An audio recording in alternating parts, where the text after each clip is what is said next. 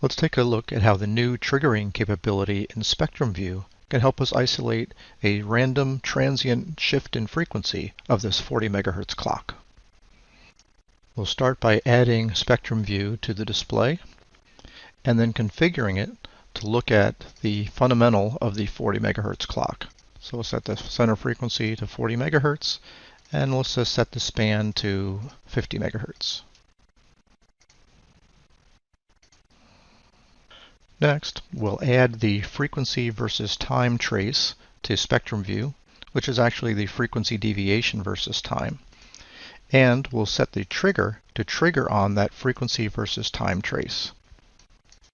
Next, we can adjust the trigger level to trigger on a particular frequency deviation value and increase the amount of time we're capturing here to observe the transient. If we pause the acquisitions here, we can see the transient frequency deviation of this clock signal in the frequency deviation versus time plot. And the frequency change is great enough that we can even see it in the time domain waveform of our clock pulse. We can see we've got 5 or 6 cycles of the clock here where the frequency is about 10 to 15 megahertz higher than the base 40 megahertz clock.